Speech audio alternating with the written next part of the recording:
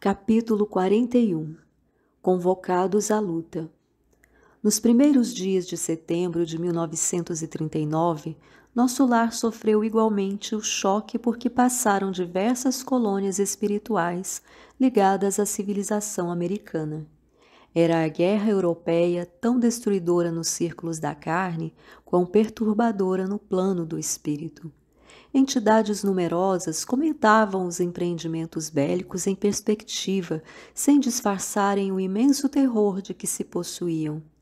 Sabia-se desde muito que as grandes fraternidades do Oriente suportavam as vibrações antagônicas da nação japonesa, experimentando dificuldades de vulto. Anotavam-se, porém, agora, fatos curiosos de alto padrão educativo. Assim como os nobres círculos espirituais da velha Ásia lutavam em silêncio, preparava-se nosso lar para o mesmo gênero de serviço. Além de valiosas recomendações no campo da fraternidade e da simpatia, determinou o governador tivéssemos cuidado na esfera do pensamento, preservando-nos de qualquer inclinação menos digna de ordem sentimental. Reconheci que os espíritos superiores, nessas circunstâncias, passam a considerar as nações agressoras não como inimigas, mas como desordeiras e cuja atividade criminosa é imprescindível reprimir. Infelizes dos povos que se embriaguem com o vinho do mal, disse-me Salustio. Ainda que consigam vitórias temporárias, elas servirão somente para lhes agravar a ruína, acentuando-lhes as derrotas fatais. Quando um país toma a iniciativa da guerra, encabeça a desordem da casa do pai e pagará um preço terrível. Observei então que as zonas superiores da vida se voltam em defesa justa contra os empreendimentos da ignorância e da sombra, congregados para a anarquia e, consequentemente, para a destruição. Esclareceram-me os colegas de trabalho que nos acontecimentos dessa natureza, os países agressores convertem-se naturalmente em núcleos poderosos de centralização das forças do mal. Sem se precatarem dos perigos imensos, esses povos, com exceção dos espíritos nobres e sábios que lhes integram os quadros de serviço, embriagam-se ao contato de elementos de perversão que invocam das camadas sombrias. Coletividades operosas convertem-se em autômatos do crime. Legiões infernais precipitam-se sobre grandes oficinas do progresso comum, transformando-as em campos de perversidade e horror. Mas enquanto os bandos escuros se apoderam da mente dos agressores, os agrupamentos espirituais da vida nobre movimentam-se em auxílio dos agredidos. Se devemos lastimar a criatura em oposição à lei do bem, com mais propriedade devemos lamentar o povo que olvidou a justiça. Logo após os primeiros dias que assinalaram as primeiras bombas na terra polonesa, encontrava-me ao entardecer nas câmaras de retificação junto de Tobias e Narcisa, quando o inesquecível clarim se fez ouvir por mais de um quarto de hora. Profunda emoção nos invadira a todos. É a convocação superior aos serviços de socorro à terra, explicou-me Narcisa bondosamente. Temos o sinal de que a guerra prosseguirá, com terríveis tormentos para o espírito humano, exclamou Tobias inquieto. Embora à distância, toda a vida psíquica americana teve na Europa sua origem. Teremos grande trabalho em preservar o novo mundo. A clarinada fazia-se ouvir com modulações estranhas e imponentes. Notei que profundo silêncio caiu sobre todo o ministério da regeneração. Atento à minha atitude de angustiosa expectativa, Tobias informou.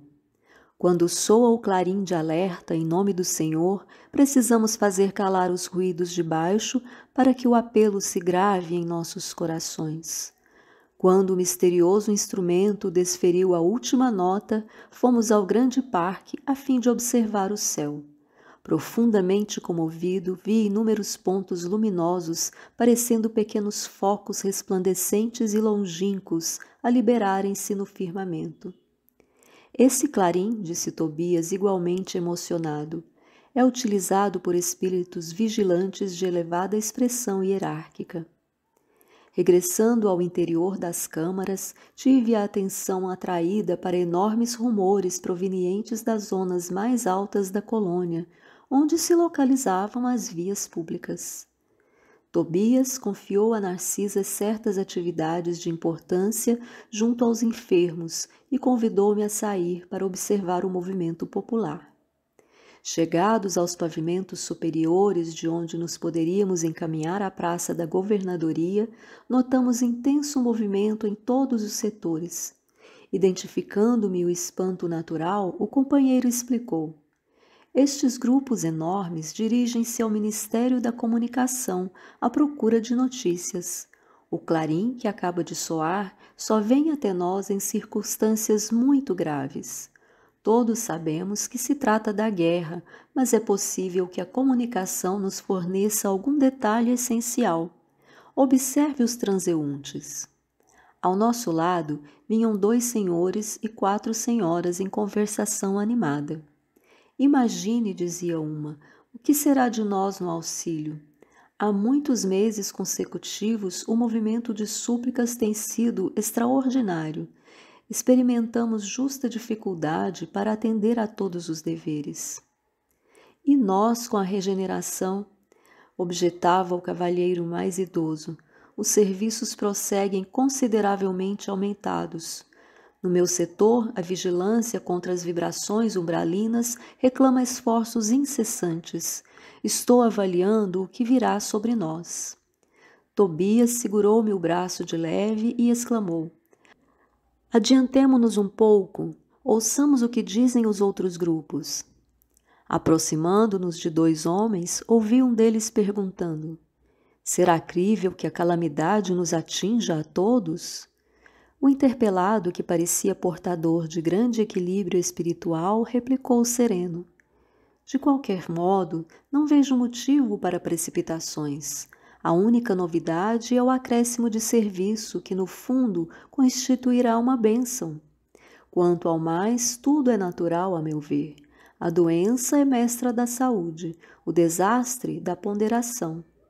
A China está sob a metralha há muito tempo e não mostrou você ainda qualquer demonstração de assombro.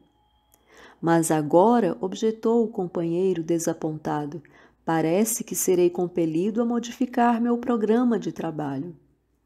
O outro sorriu e ponderou: Elvésio, esqueçamos o meu programa para pensar em nossos programas.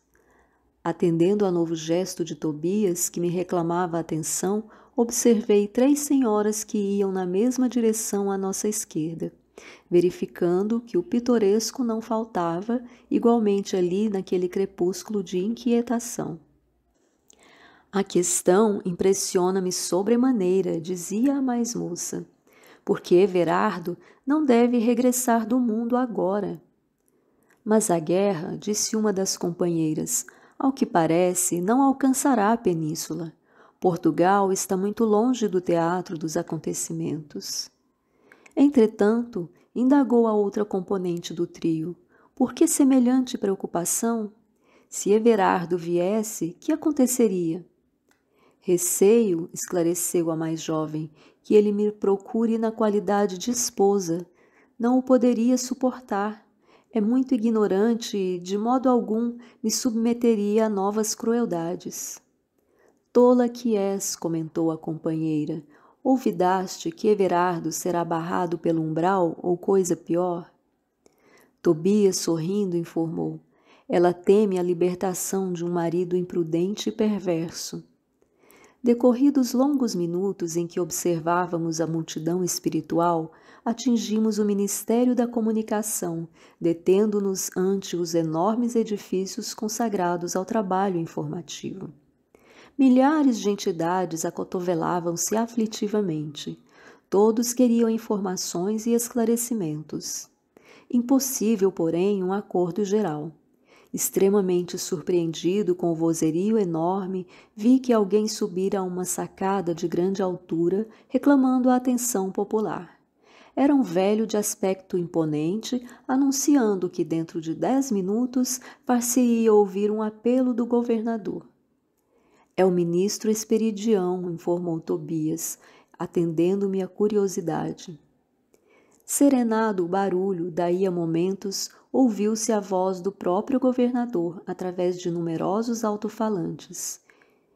Irmãos de nosso lar, não vos entregueis a distúrbios do pensamento ou da palavra. A aflição não constrói, a ansiedade não edifica. Saibamos ser dignos do clarim do Senhor, atendendo-lhe a vontade divina no trabalho silencioso em nossos postos. Aquela voz clara e veemente de quem falava com autoridade e amor operou singular efeito na multidão. No curto espaço de 1 hora, toda a colônia regressava à serenidade habitual. Assine nosso canal, compartilhe, ajude-nos a divulgar esse trabalho.